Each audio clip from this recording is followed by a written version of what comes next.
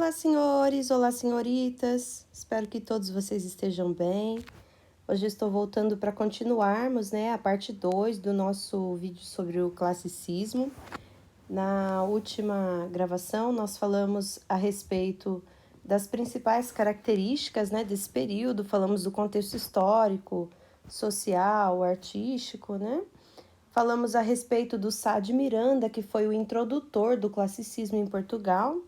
E agora nós voltamos para falar sobre o grande nome do classicismo português, que é Luís Vaz de Camões. Camões para os íntimos, Camões, pessoal, foi um personagem bem polêmico da história portuguesa. Era um homem extremamente namorador e essa paixão por mulher rendeu-lhe alguns problemas. Entre eles, dizem as más línguas, Ô bendita língua! Dizem as más línguas que o Camões, por ser muito namorador, acabava se desentendendo, com alguns homens por causa de suas mulheres. E entre uma dessas confusões, ele que servia no exército, Camões serviu no exército português.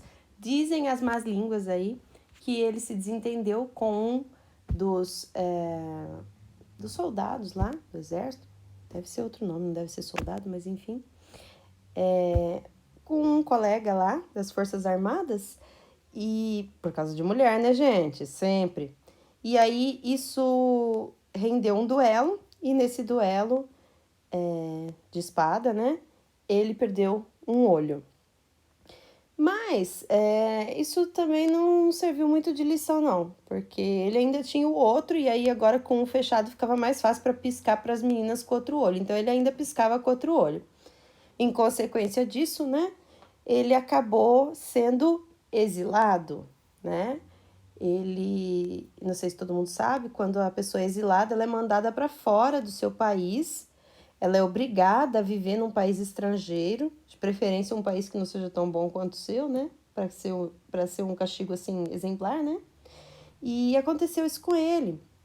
Então, ele foi exilado, ele ficou um bom tempo na Índia, e dizem as benditas línguas, que ele ficou lá, e durante esse exílio ele encontrou uma chinesinha chamada Dinamene, e teve, um namoro com ela. Nesse meio tempo também, ele escreveu Os Lusíadas, que serviria de passaporte, de retorno para Portugal. E ele escreve essa obra falando, a respeito de todos os feitos heróicos do povo português nas grandes navegações. E com isso, ele dedica a obra a Dom Sebastião, rei de Portugal. E aí o rei gosta, da obra, e não só lhe permite voltar, a viver em Portugal, mas também dá para ele uma pensão anual, em virtude da obra grandiosa que ele fez falando de Portugal.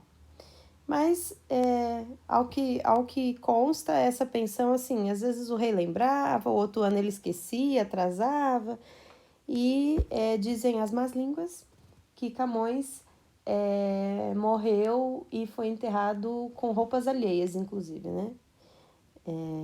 foi enterrado como indigente, é o que dizem as más línguas. Agora, se é fato, se é verdade, não sabemos.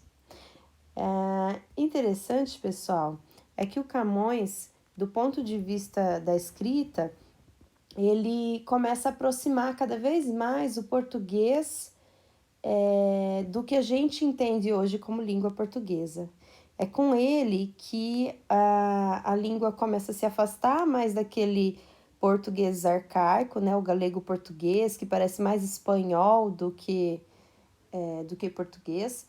E nesse período, no período do classicismo, a gente tem o início do que a gente chama hoje de português moderno, Bom, Camões, ele escreveu 2 tipos de poesia: poesia lírica e a poesia épica. Todo mundo deve lembrar, pessoal? Poesia lírica fala de quê, pessoal? Sentimento, professora. É isso aí, pessoal. Poesia lírica fala de sentimento. Não é que poesia lírica fala de amor. a principal forma de poesia lírica é a lírica amorosa. Todo poeta fala de amor, mas pode ser outro tipo de sentimento. Então, por isso que eu sempre bato nessa tecla. A poesia lírica fala de sentimento. E ele também vai escrever poesia épica, que vai se tratar de um poema narrativo. É um poema escrito em versos, mas conta uma história, que a gente vai falar daqui a pouco, tá? Bom, agora aqui, no que diz respeito à poesia lírica, a gente sempre vai dividir a poesia quanto à forma e quanto ao conteúdo. Quanto à forma, vai mostrar a estrutura dessa poesia, né? Vamos dizer que é o esqueleto, né? A base, o alicerce dessa poesia. Como é? Bom, na poesia lírica, Camões é muito reconhecido pelos seus sonetos, tá? Então, ele faz uso do soneto, usa com maestria o soneto, sonetos lindíssimos que o Camões tem. Ele escreve esses sonetos fazendo uso do verso decassílabo, que é a medida nova, né? 10 sílabas poéticas. Então, sempre os sonetos do Camões vão ser metrificados e vão ser rimados, tá? Ele também faz uso muito adequado das rimas. Usa com muita, assim, destreza as rimas, certo? Mas, como Camões, também nesse início do período do classicismo, fazia uso da medida velha, a gente vai encontrar poemas do Camões usando a medida velha, tá? Na maioria vão ser cantigas ou vilancetes, certo? Que a gente falou sobre eles no vídeo anterior. E o Camões também vai usar com bastante habilidade as figuras de linguagem. Especialmente, pessoal, as metáforas e os paradoxos são muito utilizados pelo Camões, especialmente quando ele fala sobre o amor, e daqui a pouco a gente vai ver na prática por quê, certo? Então, quanto à forma, é isso, né? O soneto, o verso decassílabos, sempre uso de rimas e muitas figuras de linguagem, certo? Agora, professora, quanto ao conteúdo, quanto ao assunto, o que falam esses poemas? Bem, pessoal, quanto ao conteúdo, a gente vai ter a divisão em duas formas de poesia lírica. A gente vai ter a poesia lírico-amorosa, que vai falar do amor como um sentimento universal. Ele não vai falar do amor como se fosse o amor dele, Camões, por alguém. Mas ele fala do amor como um sentimento que eu, você, a Joana, o Mário, o Afonso, todos nós sentimos ou vamos sentir um dia, certo? Ele mostra que o amor é uma coisa que está dentro da vida de qualquer pessoa e quando ele chega, ele causa um desarranjo, né?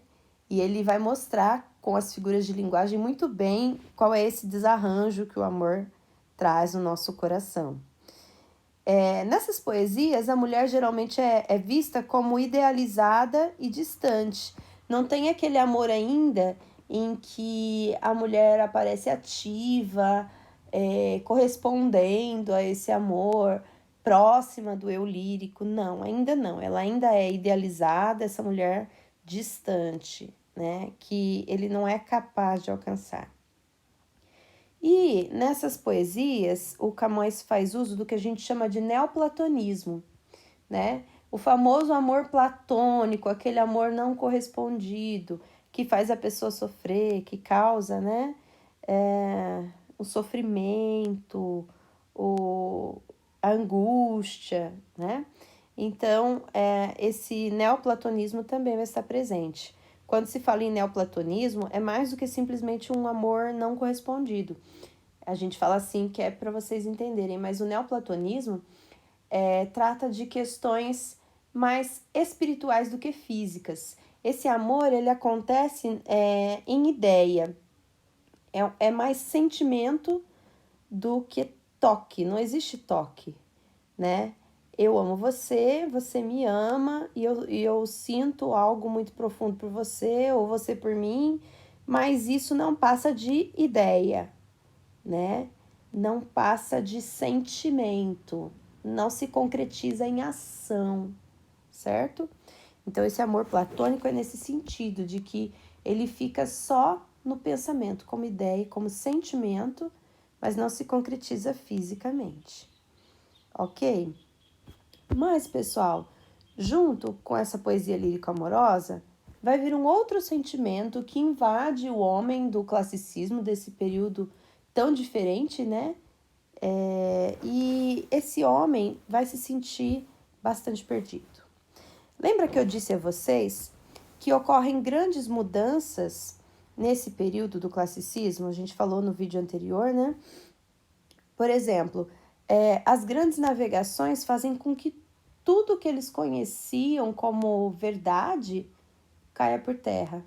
Por exemplo, naquela época eles pensavam que a Terra era plana, daí agora de repente a Terra não é plana mais, a Terra é redonda, né? Até então eles faziam aquelas viagens de circunnavegação ladeando a costa, né, do continente, porque eles tinham medo de se afastar e eles achavam que se eles chegassem à linha do Equador, eles iam cair num abismo. Então, eles faziam essas viagens de circunnavegação, tanto que em Os Lusíadas é exatamente isso que eles fazem, né? Agora, isso não era mais uma verdade. Agora eles pensam, bom, se a Terra é redonda, eu posso ir para o lado do Atlântico, que eu vou dar a volta e vou chegar na Índia. Então, olha só, era muita coisa, era demais para a cabeça deles. Pensem que durante todo o período da Idade Média praticamente não houve evolução científica. E agora, de repente, esse monte de mudança nas ciências, esse monte de mudanças na maneira de se comunicar, porque a língua começa a mudar. Uma das coisas que a gente viu que foi muito importante para isso foi a invenção da imprensa por Gutenberg. Então as notícias começam a chegar muito mais rápido, as coisas começam a acontecer, as universidades, as pessoas aprendendo a ler, então muita coisa acontecendo ao mesmo tempo. E esse homem já não sabe mais se aquilo que ele conheceu como sendo fato, como sendo exato, como sendo verdade, é algo que ele pode confiar. Então, diante de todas essas mudanças tão rápidas e constantes, né, o mundo começa a mudar e não para mais de mudar, vocês hoje são prova viva disso, então o homem se sente meio que perdido. E aí ele vai falar disso na poesia lírica filosófica, tá? Ele vai falar a respeito da brevidade da vida.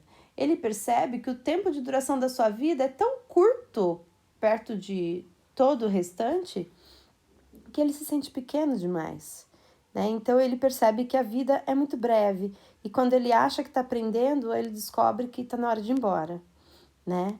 Então, falar sobre a brevidade da vida vai ser uma das coisas que ele vai falar bastante na poesia lírica filosófica e também dessas mudanças rápidas e constantes que vão acontecer o tempo todo, certo?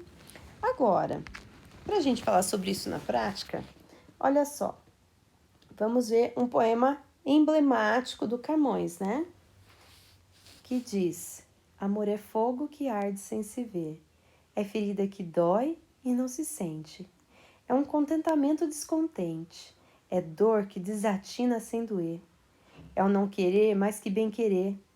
É um andar solitário entre a gente. É nunca contentar-se de contente. É cuidar que se ganhe e se perder.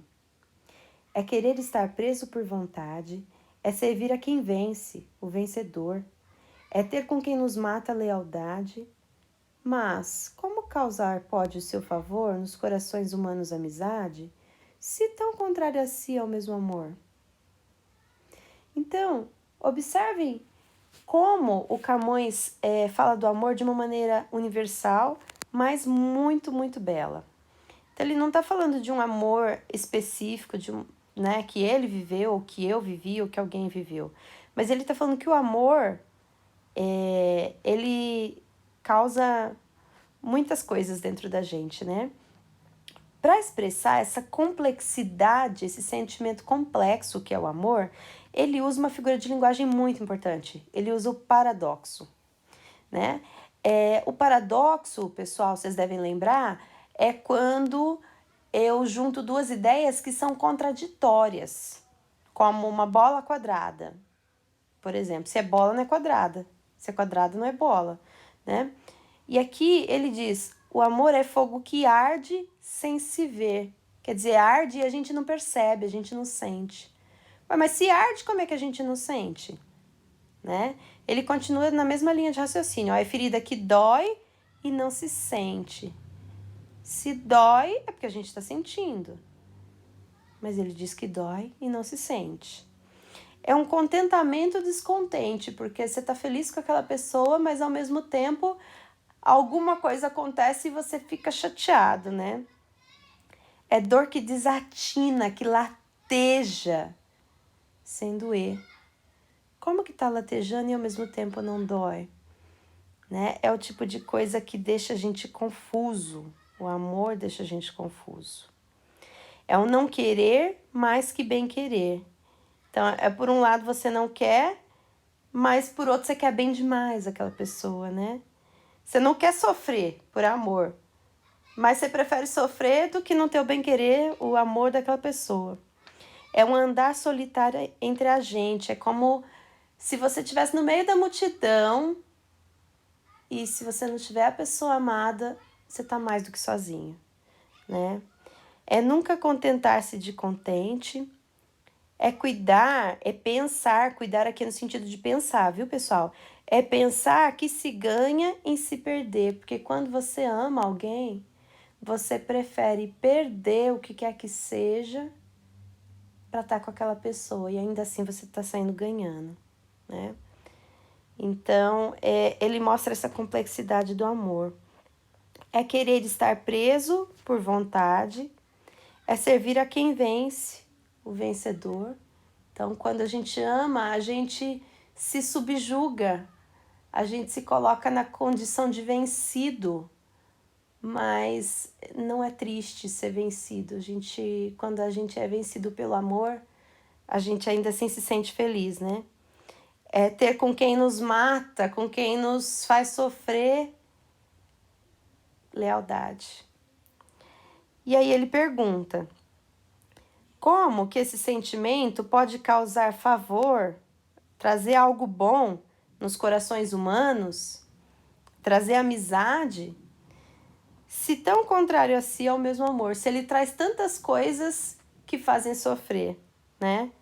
Então a gente entende que é um favor, é uma coisa boa o amor, mas por outro lado ele traz coisas muito conflitantes, coisas que deixam a gente meio fora do eixo, né? Mas, gente, quem não ama e passar pela vida sem amar, não viveu. Não tenham medo, né? Amar é bom demais. Agora, como nem só de amor se vive, né, pessoal? O Camões também falou a respeito da poesia lírica filosófica. Aqui nós temos um poema muito importante também, um soneto bastante conhecido, em que ele fala sobre isso. Quando, pessoal, vocês não souberem o nome, se o poema não tiver um nome, o nome dele é o primeiro verso, tá? Então, quando vocês forem procurar na internet, em algum lugar assim, o nome do poema é o primeiro verso, quando ele não tem um título oficial, tá? Desse soneto, mudam-se os tempos, mudam-se as vontades, muda-se o ser, muda-se a confiança. Todo o mundo é composto de mudança, tomando sempre novas qualidades. Continuamente vemos novidades, diferentes em tudo da lembrança. Do mal ficam as mágoas na lembrança, e do bem, se algum houve, as saudades. O tempo cobre o chão de verde manto, que já coberto foi de neve fria, e em mim converte em choro o doce canto.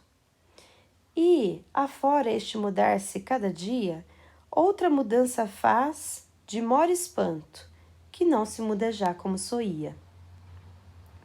Então, pessoal, observem aqui que ele começa falando da mudança.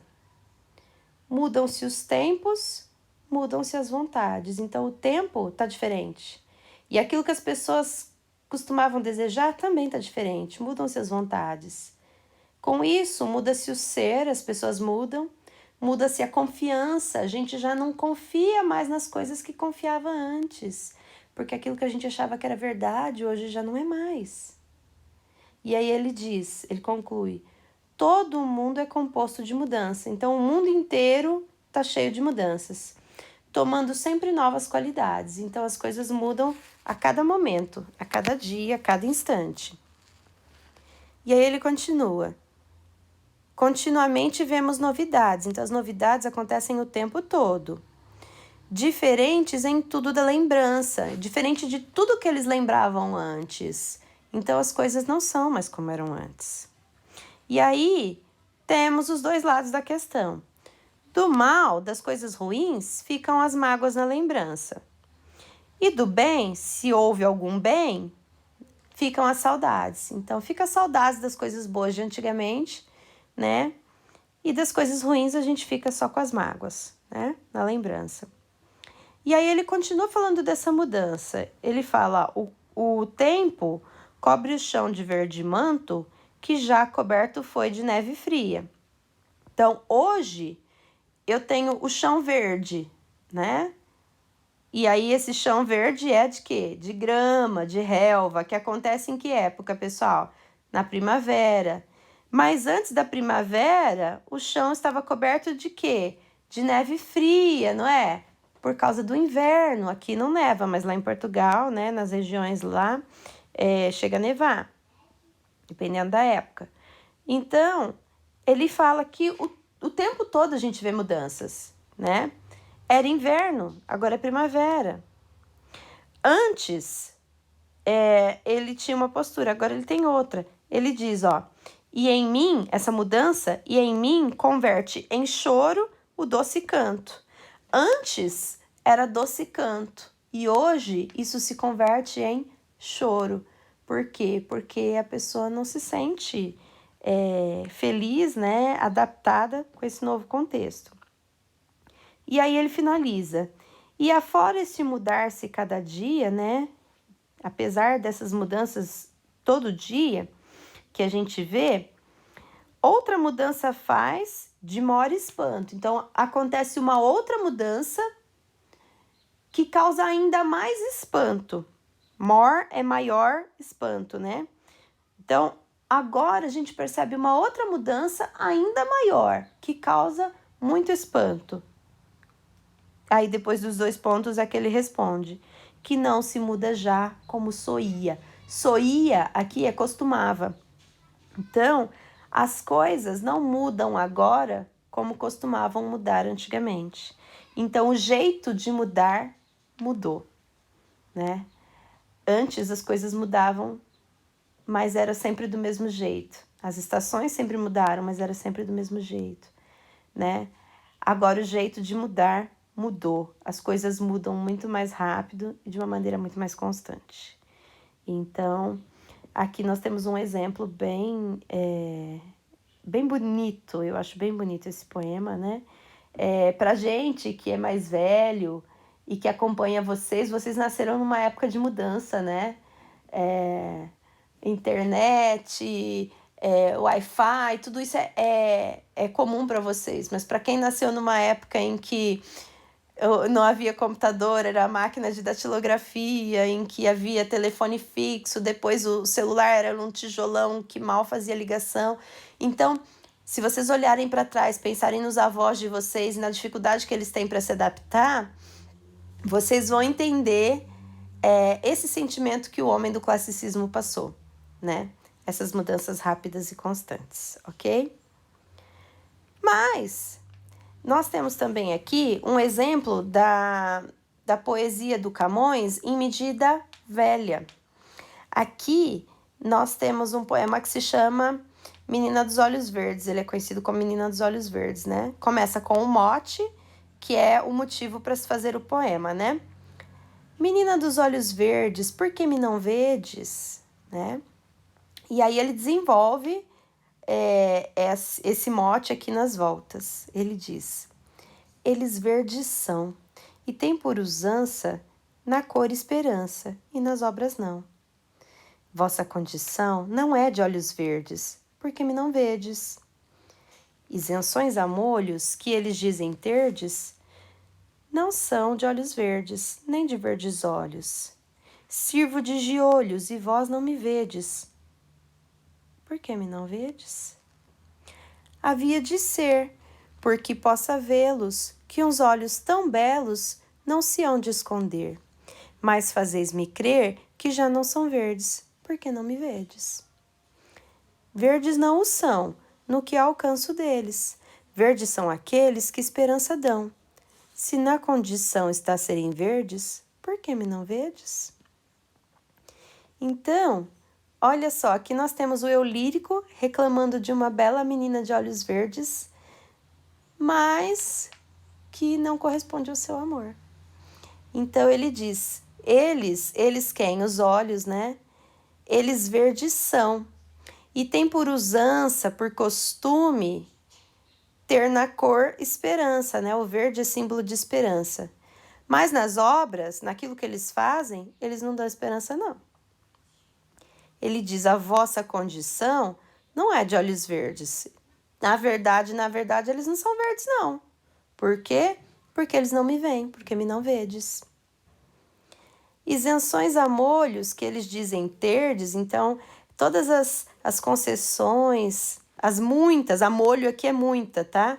As muitas isenções, coisas boas que eles dizem ter, não é verdade. Não são de olhos verdes, nem de verdes olhos. Então, eles não são, não são olhos bonzinhos, viu, gente? Ele diz, eu sirvo de giolhos ou de joelhos, e vós não me credes, porque me não vedes. Eu sirvo a essa mulher de joelhos, mas ela não me vê, não crê em mim. Por quê? Porque ela não me vê. Se ela cresce, ela me veria, ela prestaria atenção em mim, mas ela não crê em mim. Ela não crê no meu amor, porque ela não me vê, não presta atenção. Havia de ser, né? Eles haviam de ser verdes, porque possa vê-los, para que ele pudesse dar esperança. Que os olhos tão belos não se hão de esconder, então é impossível não ver uns olhos tão belos.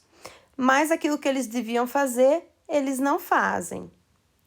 Ele continua dizendo, ó, fazeis-me crer que já não são verdes. Por quê?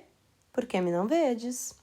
Então, os olhos que deviam ser belos e dar esperança e fazer as pessoas felizes, não fazem, tá? Porque ela não vê o pobre coitadinho sofrendo por amor.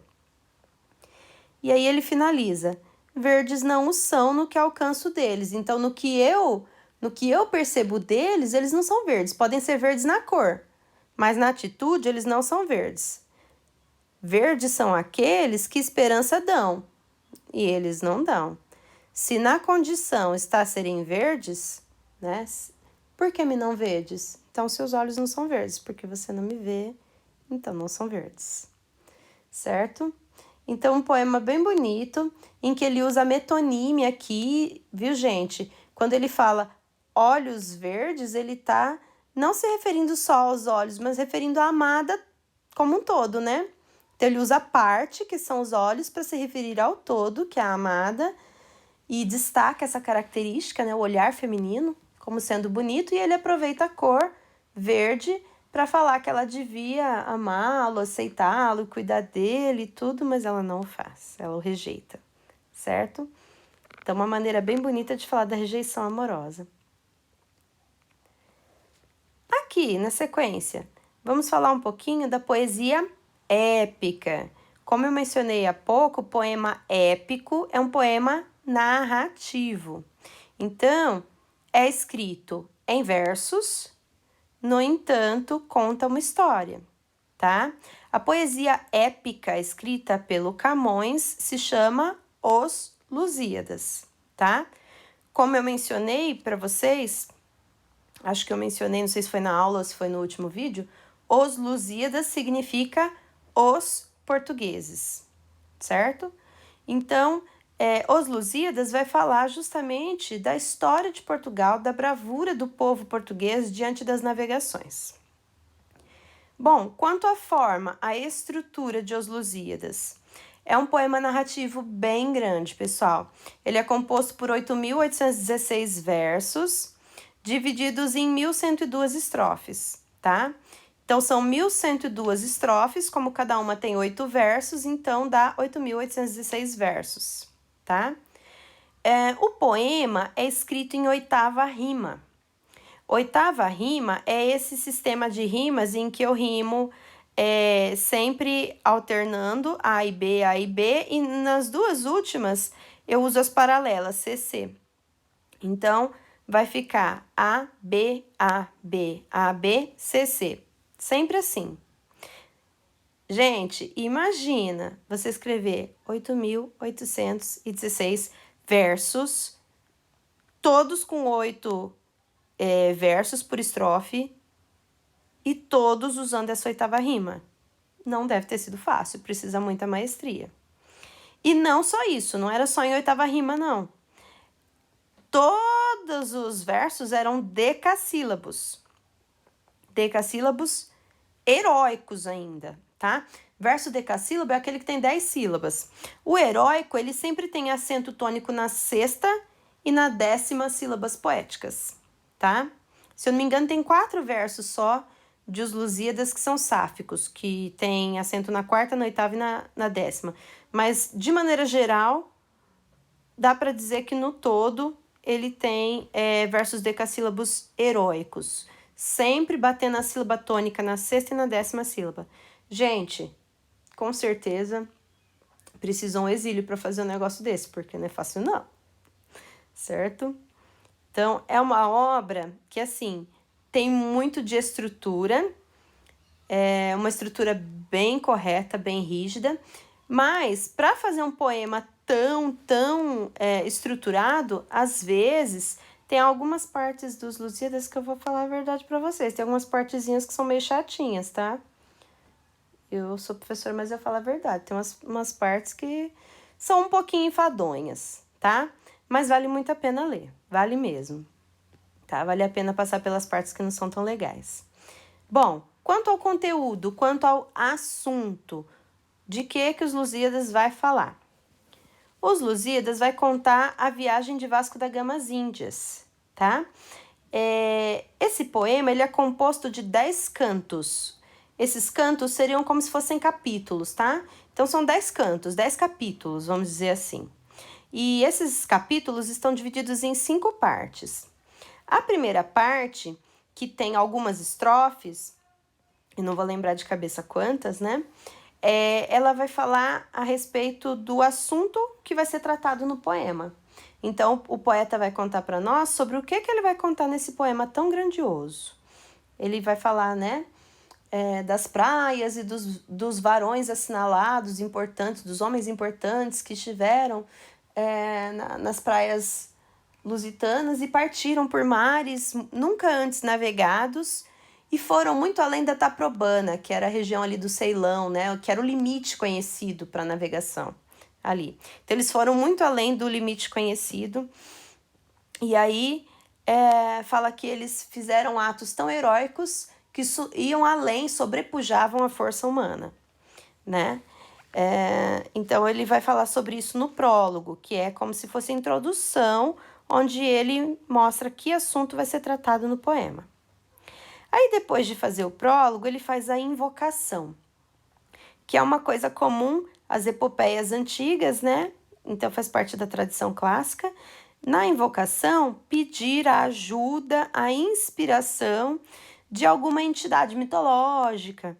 Então, aí no caso Camões, ele faz a invocação para pedir as Tágides, que são as musas, as ninfas do rio Tejo, né? Que era um rio de Portugal. E ele pede a essas Tágides que lhe deem engenho e arte, né? Ou seja, que lhe deem inspiração e habilidade para fazer o poema, tá? Bom, depois de falar sobre o que ele vai contar para nós, e depois de pedir inspiração aqui às Tágides, ele faz a dedicação, que é o pulo do gato, né, pessoal? A inspiração aqui é dedicar o poema a Dom Sebastião, rei de Portugal. Então, ele foi uma sacada muito grande quando ele fez isso, né? Porque isso lhe rendeu aquela pensão anual de que falamos. E também ele pôde voltar tranquilamente para Portugal, uma vez que ele estava exilado, né? Aliás, dizem as más línguas, oh, bendita língua, gente.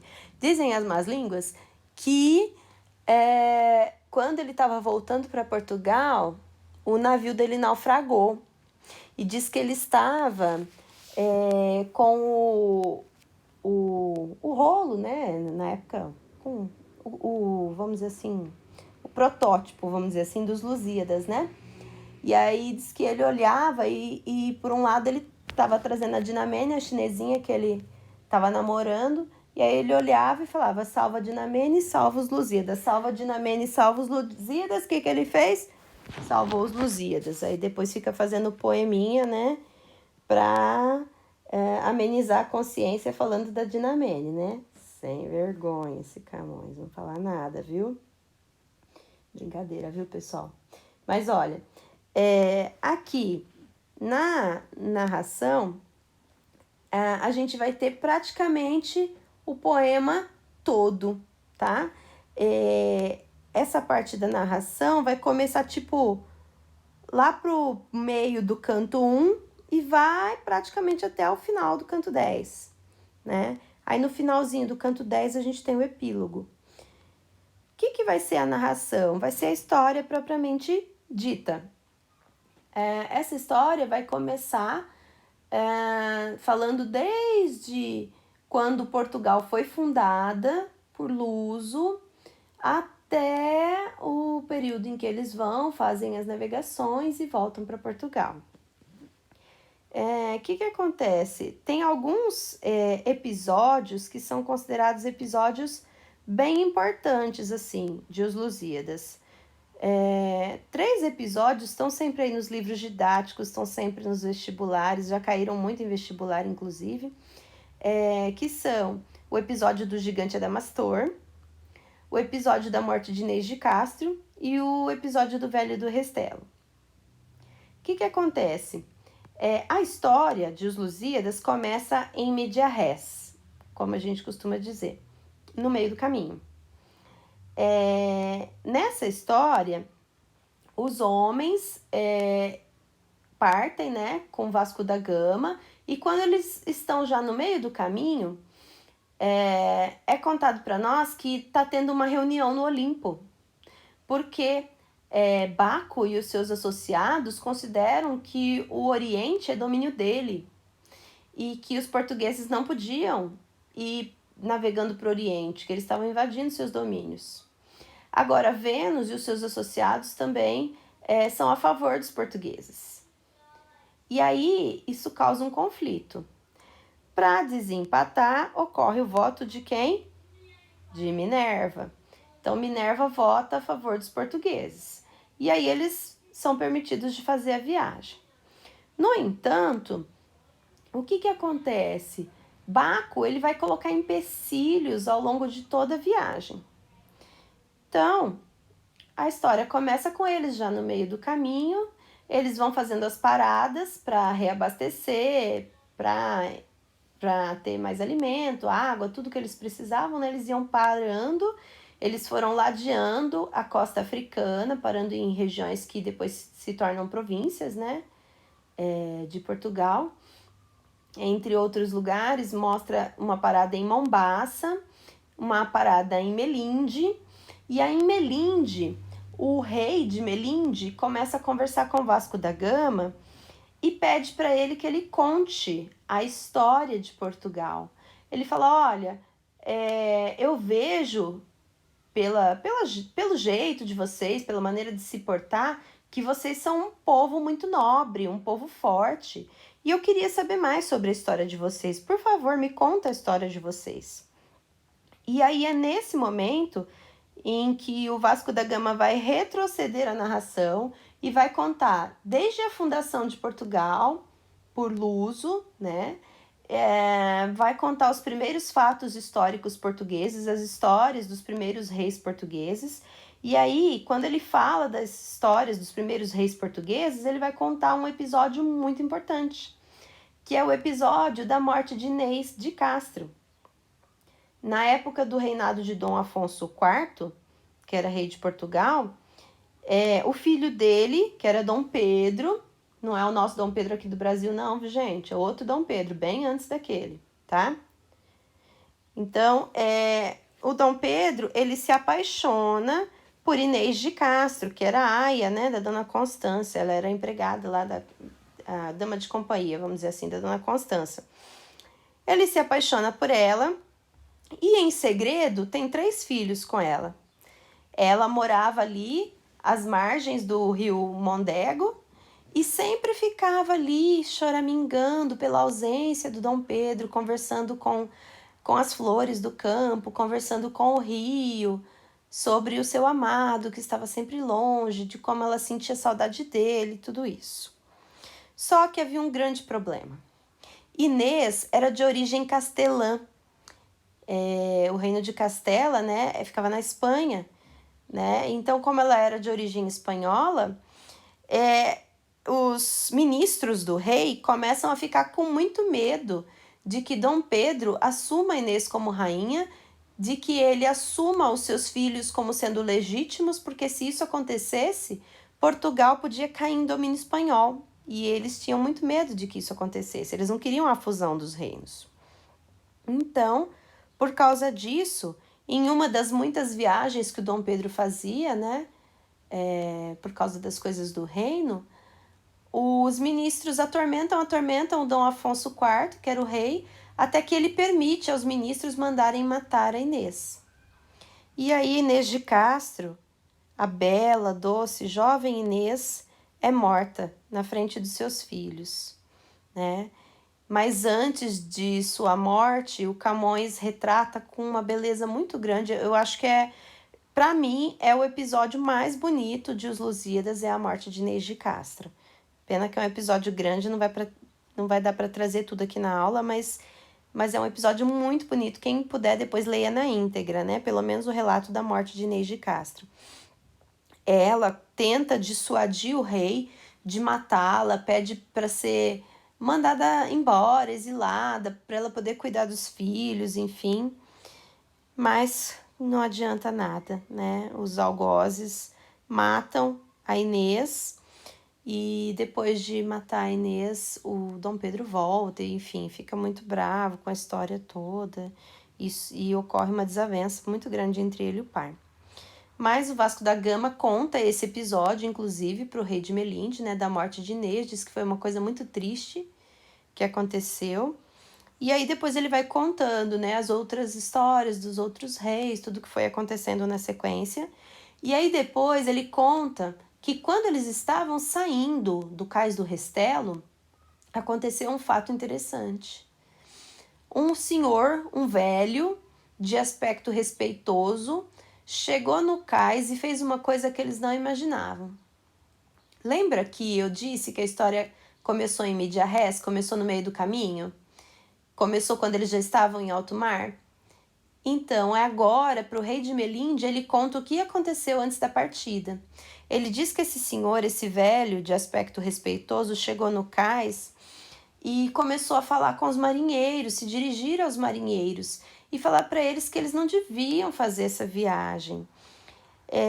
Ele diz que tudo aquilo era motivado por cobiça, por vaidade, fama, esse desejo que os homens tinham de ser reconhecidos, mas que na verdade eles estavam indo embora e deixando o reino desguarnecido, porque no reino de Portugal só estavam ficando os velhos, as mulheres e as crianças. Os homens em idade forte, em idade viril, estavam todos indo para as grandes navegações.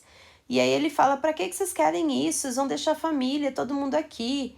Vocês estão deixando o reino desprotegido. Vocês querem aventura? Vocês querem fortes inimigos? Os mouros estão sempre aqui nos ameaçando. Vão lutar contra os mouros. Vocês querem... o que vocês querem? Vocês querem aventura? Fiquem por aqui. Vocês vão virar comida de peixe em alto mar. E de fato tinha razão do velho falar isso, porque grande parte desses navios que partiam rumo ao Oriente acabava naufragando, realmente naufragavam, né? E poucos voltavam. Então, muita gente ficou viúva, muita mulher ficou por casar, porque perdeu o noivo, muitas mães perderam filhos, né, por causa das navegações. Os barcos perto dos que a gente tem hoje eram casquinha de ovo, né? Eram barcos assim bem frágeis. Então, o velho fala tudo isso para eles, fala que o rei estava sendo, vamos dizer assim, cobiçoso, né? Tava cobiçando mais coisas e não tava pensando na nação. E aí ele fala um monte de coisas, um monte de coisas, e os navegantes já estavam ficando desanimados de partir. E aí o Vasco da Gama põe todo mundo para dentro do navio e não deixa nem que eles fizessem uma despedida adequada da família, por medo deles perderem a coragem e não irem para a viagem. Então eles pegam, apressam a partida, saem rapidinho, despedem rapidinho dos familiares e vão, para que as pessoas não desanimassem, né? E aí, depois de tudo isso, eles continuam a viagem, partem de Melinde, chegam à Índia, compram as coisas que eles precisavam, tudo, tem mais alguns episódios, né? E aí na volta, quando eles estão voltando, tem um outro episódio que também é bastante conhecido, que é o episódio da Ilha dos Amores. Os navegantes portugueses estavam voltando, né, para casa, e aí Vênus, ela faz vamos dizer assim, uma recompensa para eles. Eles param na Ilha dos Amores e nessa ilha tem várias ninfas, semideusas muito belas que vêm e trazem um jantar. Um jantar não, um banquete, né? Não se diz o horário, um banquete de prazeres e delícias para os portugueses, né? Então eles comem aquelas frutas maravilhosas, aquele banquete maravilhoso, e são cuidados e acariciados e etc. por aquelas ninfas belas, né? Tudo que eles precisavam para encher a bola e voltar para Portugal felizes da vida, né? Mas enquanto os portugueses estavam lá no banquete, a ninfa, a Diana, ela leva o Vasco da Gama para o alto de um monte e mostra para ele a máquina do mundo. Ele vai observando na parte de baixo passar a história de Portugal como se fosse um desfile de uma escola de samba ali, passando diante dele. A história toda de Portugal, desde o passado até o momento presente e inclusive momentos do futuro. Só que a cada momento a história vai ficando mais rápida, as coisas passam mais rápidas, mais rápidas, mais rápidas, e ele não consegue ver tudo que vai acontecer no futuro. Mas uma das coisas que ele consegue prever e dizer sobre o futuro é que o futuro de Portugal seria decadente. E aí, o último trecho de Os Lusíadas, né, que é o epílogo, nesse último trecho ele fala de uma maneira pessimista sobre o futuro de Portugal, né? Então, termina com um pouco de tristeza o epílogo de Os Lusíadas. E, de fato, né, depois de um tempo, o Dom Sebastião, esse a quem o Camões dedica o poema, Dom Sebastião, rei de Portugal, ele some numa batalha em Alcácer Quibir, na África, né? Ele some nessa batalha, ninguém nunca encontra o corpo dele. E aí surge a crença no sebastianismo, né? Que é a crença de que Dom Sebastião iria voltar e ia fazer Portugal voltar aos seus tempos áureos, né? Aos seus tempos de glória. Mas isso de fato não acontece, né? Depois de um tempo, Portugal cai sim, por volta acho que de 1640, se eu não me engano, Portugal cai em domínio espanhol e demora um tempo para recuperar a coroa portuguesa, certo? Aqui, pessoal, nós temos um trechinho que é o trecho da morte de Inês de Castro. Olhem só as falas dessa pobre moça. Ela fala para o rei de Portugal: ó tu, que tens de humano o gesto e o peito, Se de humano é matar uma donzela, fraca e sem força, só por ter sujeito o coração a quem soube vencê-la. A estas criancinhas tem respeito, pois o não tens a morte escura dela. Mova-te a piedade sua e minha, pois te não move a culpa que eu não tinha. Põe-me onde se use toda a feridade, entre leões e tigres, e verei, se neles achar posso a piedade que entre peitos humanos não achei. Ali, com o amor intrínseco e vontade, naquele por quem mouro, criarei estas relíquias suas que aqui viste, que refrigério sejam da mãe triste. Então, aqui são as falas da Inês, né? Ela fala para o rei: olha, você que tem de humano, né, o gesto, quer dizer, a cara, a feição, e o peito, o coração. Você que tem um coração batendo aí dentro e o rosto humano, se é que é humano, matar uma donzela, uma moça como eu, fraca e sem força, só porque eu rendi o meu coração a quem soube me conquistar, quem soube me vencer, que no caso é o Dom Pedro, né? Então, será que é justo, que é correto, que é humano matar uma dama delicada, fraca como eu, só porque eu me deixei amar, né? Pelo seu filho? Foi o que ela quis dizer.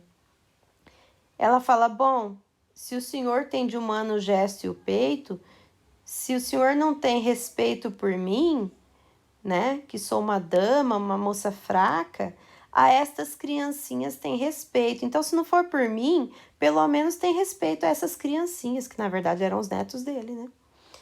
Tem respeito por essas criancinhas, já que o senhor não tem respeito à morte escura dela, da dama, no caso a própria Inês, né? Já que você não tem respeito pela minha morte escura, triste, né? Difícil. Aí ela pede: mova-te a piedade sua e minha. Então, pelo Senhor e por mim, por favor, tenha piedade, né? Já que não te move a culpa que eu não tinha. Então ela fala: que seja por piedade. Já que o Senhor não acredita que eu não tenho culpa no meu amor por Dom Pedro, que eu sei que eu não tenho culpa, que eu não fiz nada de maldade, mas pelo menos por piedade, né? Poupar a vida da Inês, é o que ela pede. Aí ela diz: me manda para um lugar muito distante, muito ruim. Ela pede para ser exilada em algum lugar. Ela diz: põe-me onde se use toda a feridade, entre leões e tigres, né? Então, entre as feras selvagens, me deixa ali, e eu verei se neles eu posso achar a piedade que entre os peitos humanos não achei. Então, olha só, ela fala que talvez as feras selvagens fossem mais piedosas com ela do que os humanos, do que aquele rei que deveria, né, ser humano e piedoso, mas não estava sendo. Aí ela fala: ali no meio das feras, com o amor intrínseco, intrínseco é que está dentro, né? O amor que ela tem dentro do peito pelos filhos e vontade, naquele por quem morro. Então ela disse: eu ali no meio das feras, eu vou cuidar do meu amor e com toda a minha vontade vou continuar pensando no Dom Pedro, aquele por quem mouro. Mouro aí é do verbo morrer, viu, gente? Não é mouro no sentido de nação, não, tá? Porque tinha os mouros, que eram os sarracenos, que eles falavam na época, né? E aqui o mouro é do verbo morrer. Então, ela fala que vai ficar pensando no Dom Pedro, vai ficar cuidando dos seus filhos, né? No meio ali das feras. Ela fala: no meio das feras ali, pensando naquele por quem eu morro, eu criarei essas relíquias, esses tesouros suas que aqui viste. Por que relíquias suas? Porque ela estava mostrando que eram netos dele, né? Que essas relíquias que o senhor está vendo aqui, os filhos, né? E lá no meio das feras, eles vão ser refrigério para a mãe triste. Eles vão ser uma compensação, vão dar um refresco, né, para toda essa tragédia, toda essa tristeza da mãe deles, certo? Bom, esse foi um fragmento aqui de Os Lusíadas, alguns trechinhos de poemas do Camões. Gente, tem muita coisa boa do Camões para ler.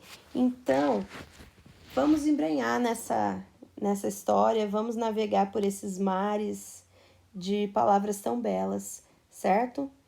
Da minha parte, eu fico por aqui. Eu espero que vocês tenham gostado e nós nos vemos no próximo vídeo, ok?